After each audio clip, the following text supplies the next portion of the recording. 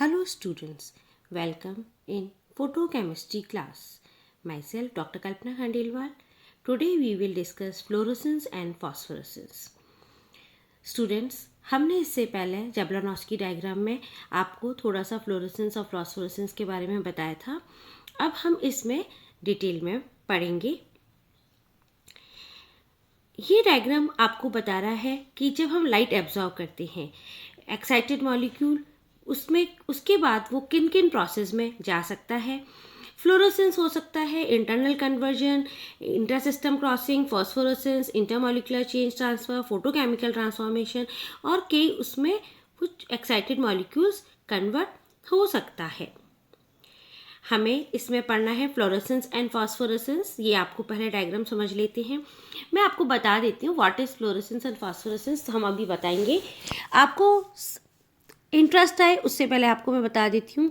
हम traffic lights, हम जब हाईवेज पे जाते हैं रिफ्लेक्टर्स लगे होते हैं, गाड़ियों के पीछे रिफ्लेक्टर्स लगे होते हैं, वो यही प्रोसेस होता है.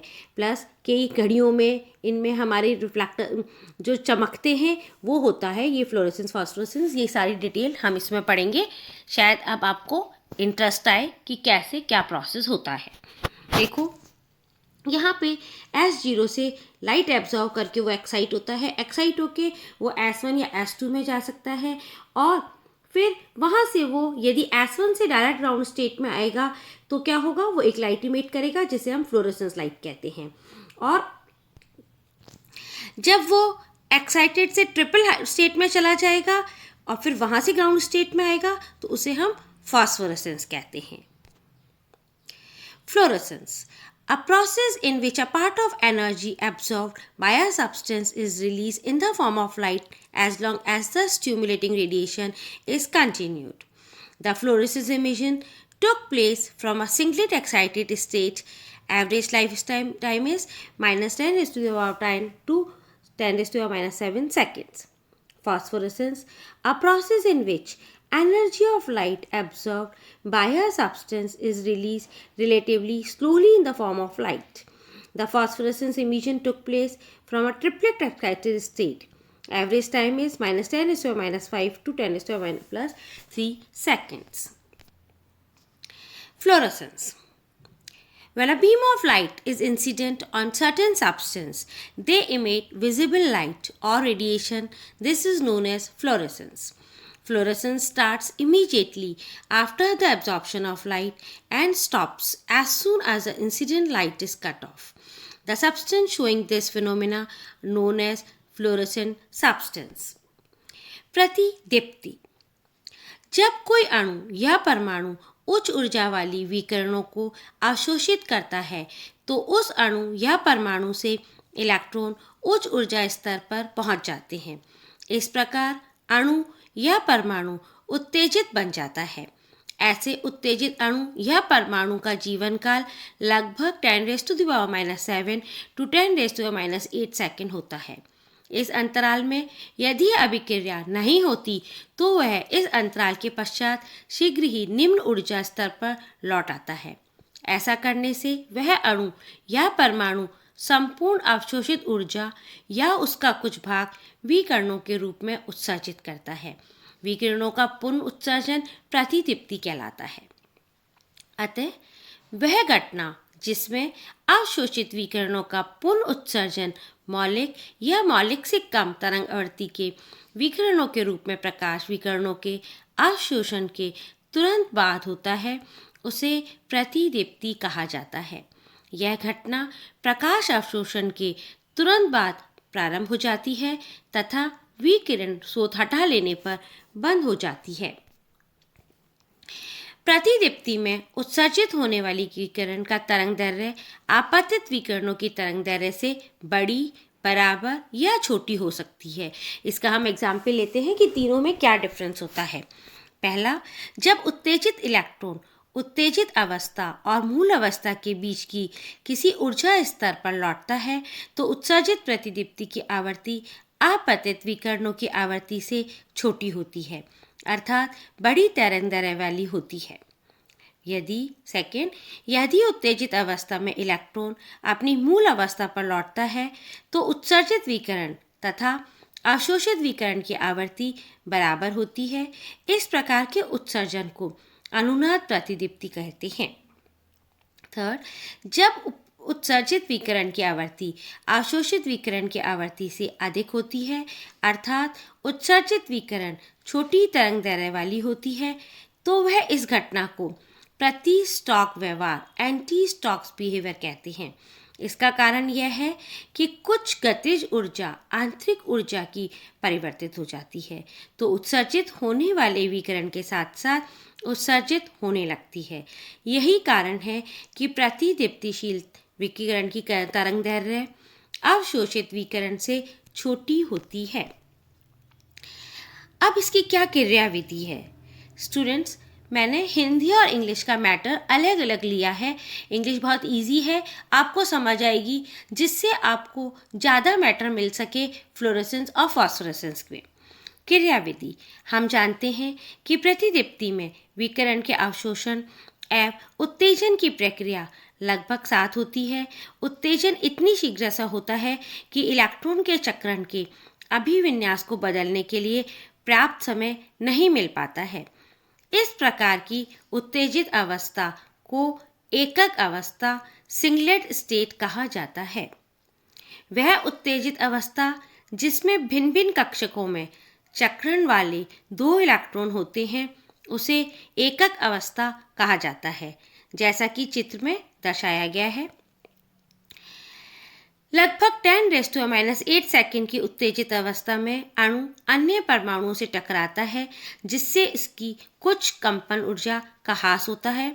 फलत इलेक्ट्रॉन उच्च ऊर्जा स्तर से विभिन्न संकरणों में होता हुआ अपने मूल ऊर्जा स्तर पर लौट आता है।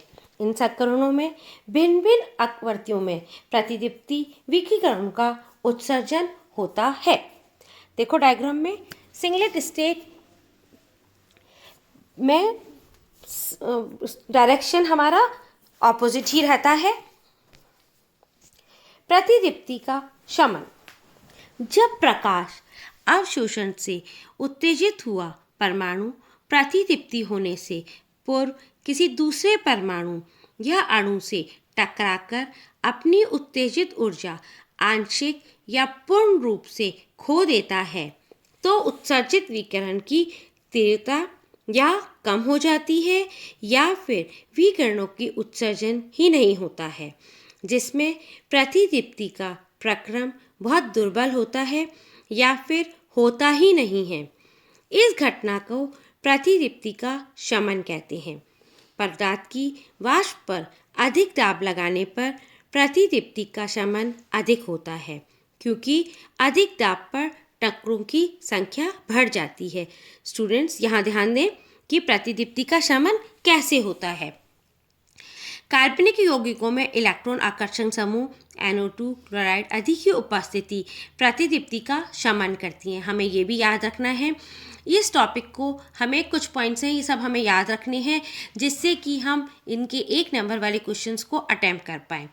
प्रतिदीप्ति प्रदर्शित करने वाले कुछ पदार्थ निम्नलिखित हैं: यूरेनियम, कांच, पेट्रोलियम, कार्बनिक रंजक पदार्थ, क्यूरीन सल्फेट, सोडियम पारा आयोडीन एटसेट्रा।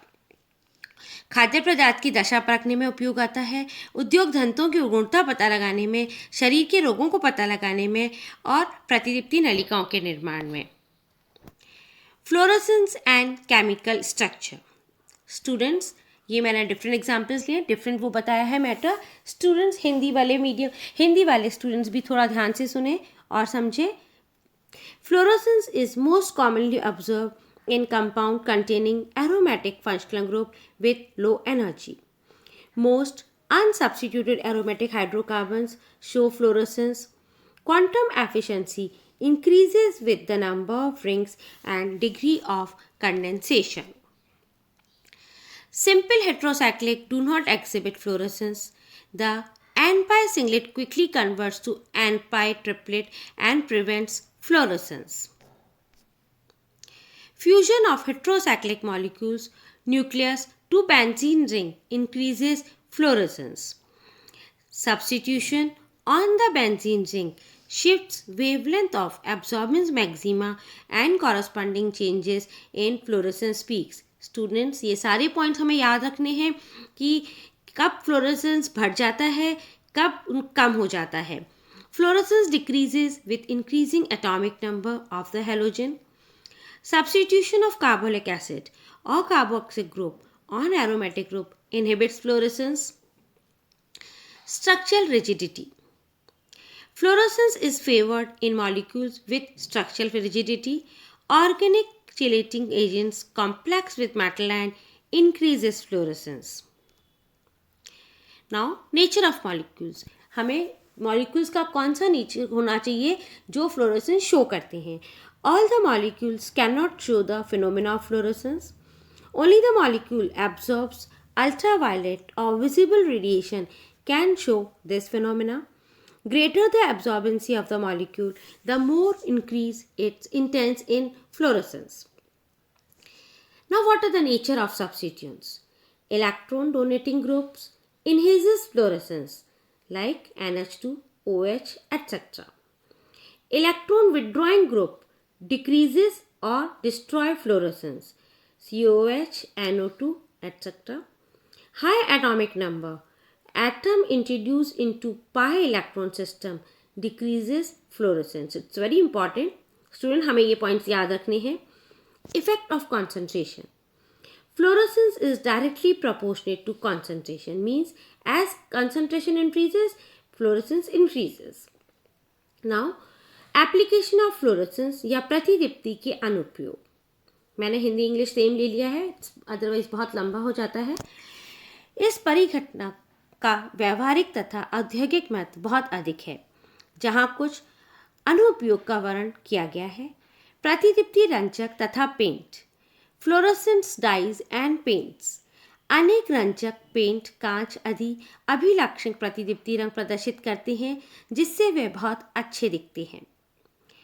सेकेंड, प्रतिदीप्ति नलिकाएं. Fluorescent tubes. प्रतिदीप्ति नलिकाओं को बनाने में अनेक अकार्बनिक पदार्थ जो प्रतिदीप्ति प्रदर्शित करते हैं का उपयोग किया जाता है. आजकल प्रकाश के लिए प्रतिदीप्ति नलिकाओं का उपयोग किया जाता है जिसमें प्रतिदीप्ति नलिका में फास्फोरस की परत चढ़ाते हैं तथा उनसे पैराबैग्निक प्रकाश तथा प्रतिदीप्ति परिघटनाओं द्वारा प्रकाश प्राप्त करते हैं. थर्ड, औषधियाँ या मेडिसिन्स. प्रतिदीप्ति परिघटना द्वारा हम जीव जंतुओं के आंतरिक अंगों का निरूपण डायग्नोस सरलतापूर्वक कर सकते हैं. इसके लिए प्रतिदीप्ति द्रव शरीर में प्रवेश या इंजेक्ट करा दिया जाता है. जहां आंतरिक अंग प्रतिदीप्त होगा उसे विशेष प्रकार के सूक्ष्मदर्शी से देखा जा सकता है. हम स्पेशल माइक्रोस्कोप्स होते हैं, उन माइक्रोस्कोप के द्वारा हम उनको देख लेते हैं जिन्हें हम फ्लोरेसेंस माइक्रोस्कोप या प्रतिदीप्ति सूक्ष्मदर्शी कहते हैं. उद्योगों में, इन इंडस्ट्रीज, जब पदार्थों पर पैराबैग्नी प्रकाश डाला जाता है तो वह प्रतिदीप्ति रंग उत्सर्जित करते हैं जिसका उपयोग उद्योगों में पदार्थ के परीक्षण तथा पहचान में कर सकते हैं. इस तकनीक का उपयोग अनेक उद्योगों में जैसे टेक्सटाइल, कागज, रंजक, वार्निश, रसायनों, पेट्रोलियम, फॉरेंसिक साइंस, अपराध विज्ञान में काम में लिया जाता है. विश्लेषण. इन एनालिसिस, पदार्थों पर पैराबैग्निक प्रकाश डाला जाता है तो वह अभिलक्षणिक प्रतिदीप्ति प्रदर्शित करते हैं जिसकी सहायता से हम गुणात्मक विश्लेषण कर सकते हैं. खाद्य पदार्थ, फूड स्टफ्स. प्रतिदीप्ति परिघटना द्वारा खाद्य पदार्थ की स्थिति का ज्ञान हो सकता है. उदाहरणतः जब नए अंडों पर पैराबैग्नी प्रकाश डाला जाता है तो गुलाबी रंग की प्रतिदीप्ति होती है जबकि पुराने अंडों से नीले रंग की प्रतिदीप्ति होती है. Factors affecting fluorescence intensity. ये कुछ फैक्टर्स हैं जिनसे हमारी फ्लोरेसेंस की इंटेंसिटी इफेक्ट करती है. Nature of molecules, nature of substitute, effect of concentration, absorption, light, oxygen, photo decomposition, temperature, viscosity, quantum yield, incident of intensity of incident light. Now, phosphorescence. When light radiation is incident on certain substance, they emit light continuously even after the incident light is cut off. This type of delayed fluorescence is called phosphorescence. Substance showing phosphorescence are phosphorescent substance. स्फुरदीप्ति, हम जानते हैं कि अणु या परमाणु जैसे ही आपतित विकिरण का अवशोषण करते हैं, प्रतिदीप्ति प्रारंभ हो जाती है तथा जैसे ही विकिरण स्रोत हटाते हैं, प्रतिदीप्ति भी लुप्त हो जाती है।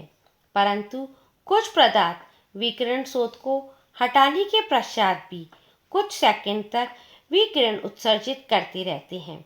इस घटना को स्फुरदीप्ति कहते हैं। इस प्रक्रम में विकिरण का उत्सर्जन अपतित विकिरण के अवशोषण के कुछ समय पश्चात होता है।